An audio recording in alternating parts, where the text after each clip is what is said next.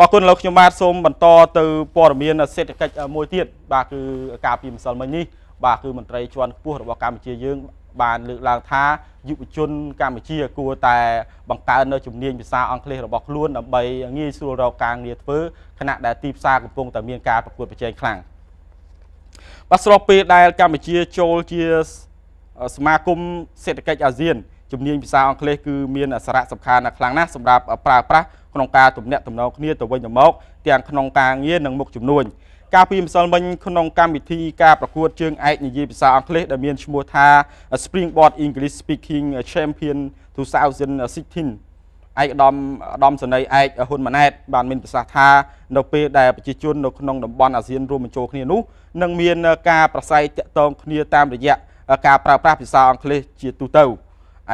អាដាមបានបន្ថែមទៀតថាការបង្កើតឲ្យមានកម្មវិធីប្រឡងប្រកួតប្រជែងភាសាអង់គ្លេសនេះគឺល្អណាស់ដែលអាចចែករំលែកបទពិសោធន៍គ្នាទៅវិញទៅមកនិងអាចឲ្យយុវជនខិតខំពង្រឹងចំណេះដឹងរបស់ខ្លួនបន្ថែមទៀត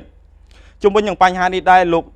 យ៉ុងច័ន្ទគ្រឹស្ណាដែលជាប្រធានក្រុមការងាររៀបចំកម្មវិធីប្រកួតប្រជែងជើងឯកនិយាយភាសាអង់គ្លេសរបស់ Springboard ប្រចាំនៅកម្ពុជាបាននិយាយថាកម្មវិធីនេះមានសារៈប្រយោជន៍ខ្លាំងណាស់សម្រាប់យុវជនកម្ពុជាឲ្យចេះចែករំលែកបទពិសោធន៍គ្នាទៅវិញទៅមកខិតខំស្រាវជ្រាវរៀនសូត្របន្ថែមដើម្បី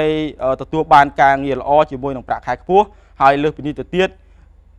យើងនឹងអាចប្រកួតប្រជែងជាមួយនឹងយុវជនអាស៊ានបានផងដែរបាទឥឡូវសូមស្ដាប់ប្រសាសន៍របស់លោកយ៉ុងច័ន្ទគ្រឹស្ណាបន្តិចបាទចង់ឲ្យសិស្សានុសិស្សនៅក្នុងកម្ពុជាយើងតាំងពីកម្រិតវិទ្យាល័យមហាវិទ្យាល័យក៏ដូចជាគ្រូបង្រៀនទាំងអស់ខិតខំស្រាវជ្រាវរៀនសូត្របន្ថែមតាក់ទងនឹងភាសាអង់គ្លេសតាក់ទងនឹងចំណេះដឹងទូទៅតាក់ទងនឹងការស្រាវជ្រាវផ្សេងៗទាំងអស់អញ្ចឹងកាលណាគាត់ខិតខំស្រាវជ្រាវហើយតាមរយៈកម្មវិធីរបស់ដែលខ្ញុំបានរៀបចំឡើងហ្នឹងគឺដើម្បីឲ្យគាត់មានឱកាសផ្ដល់នៅការចែករំលែកក៏ដូចជាផ្ដល់នៅចំណេះដឹងដល់អ្វីដែលគាត់ស្វែងរកបាននៅក្នុងការស្រាវជ្រាវរបស់គាត់ហ្នឹងបន្ថែមពីនេះកាលណាគាត់មានចំណេះដឹងឬក៏ការស្រាវជ្រាវជាច្រើនអញ្ចឹងគឺធ្វើឲ្យគាត់មានសមត្ថភាពគ្រប់គ្រាន់ដើម្បីចូលរួមប្រកួតប្រជែងនៅក្នុងសហគមន៍អាស៊ានដែលកំពុងតែចាប់ផ្ដើមហ្នឹងហើយនៅពេលដែលគាត់មានចំណេះដឹងគ្រប់គ្រាន់ទៅគាត់នឹងអាចទទួលបានការងារល្អប្រាក់ខែកាន់តែខ្ពស់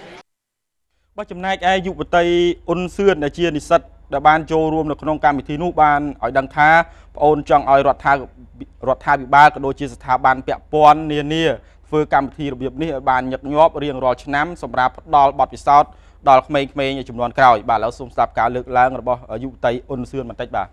ខ្ញុំចង់ឲ្យបង្កើតរៀងរាល់ឆ្នាំហ្មងព្រោះវាល្អសម្រាប់ដូចថានិស្សិតរបស់ប្រទេសកម្ពុជាយើងវាផ្ដល់ផលប្រយោជន៍និងធ្វើឲ្យយុវជនយើងរីកចម្រើនទៅមុខមួយកម្រិតទៀត